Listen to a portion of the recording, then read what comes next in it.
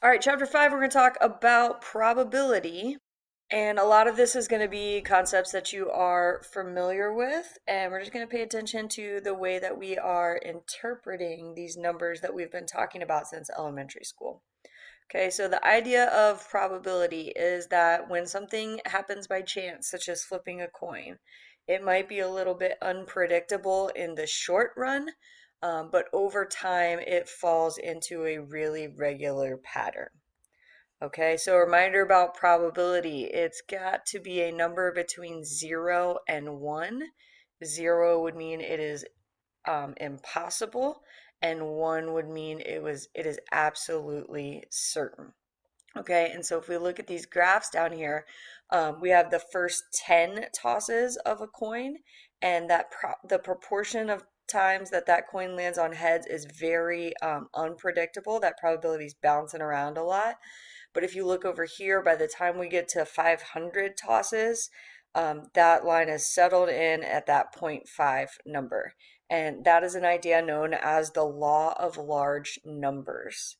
Okay, so the more times we do something, the closer and closer we get to that true probability.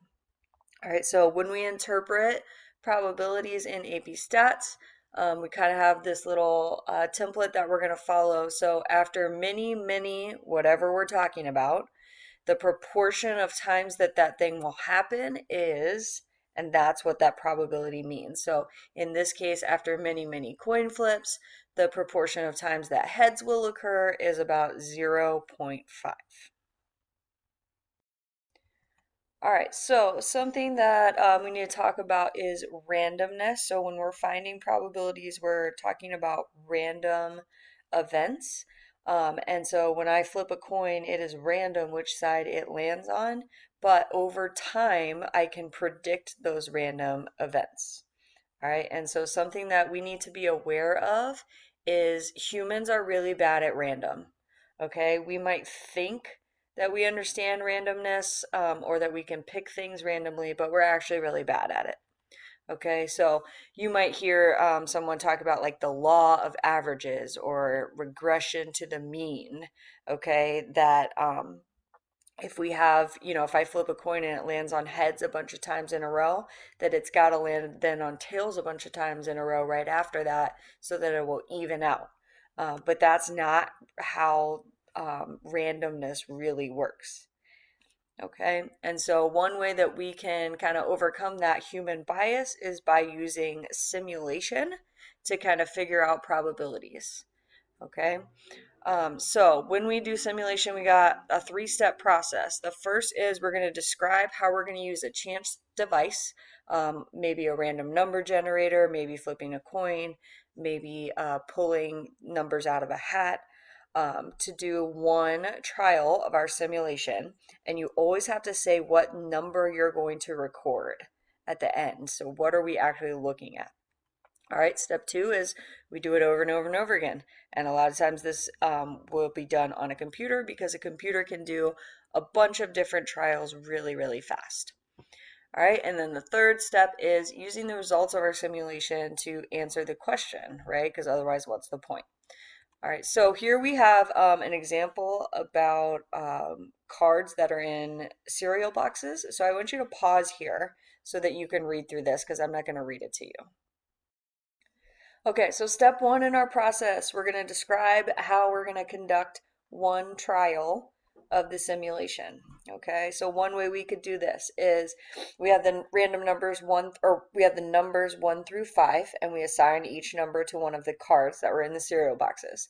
And then we generate random numbers from 1 to 5. All right, and then we do that until we have all of the numbers 1 through 5. Okay, and then remember, this is the key part at the end.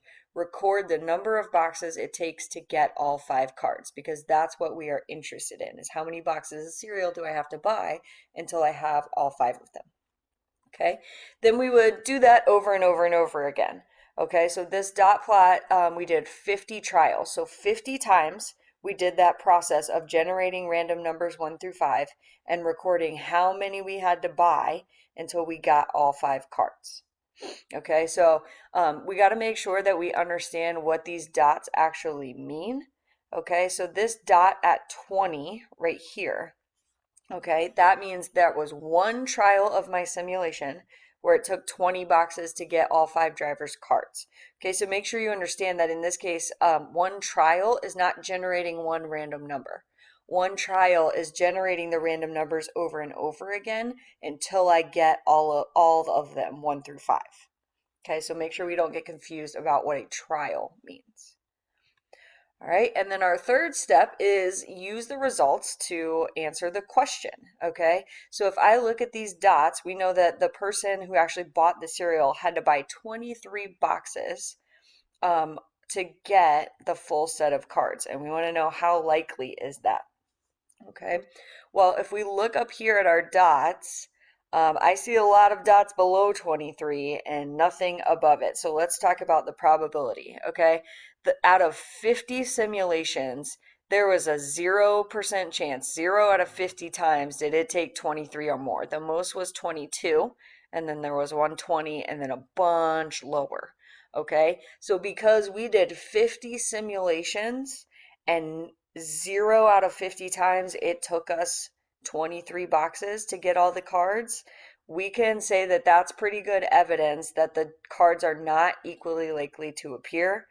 Because if they were, it probably would have taken more like 7 to 12 times because that's where the majority of the dots were in our simulation. Okay, so that is it for 5.1.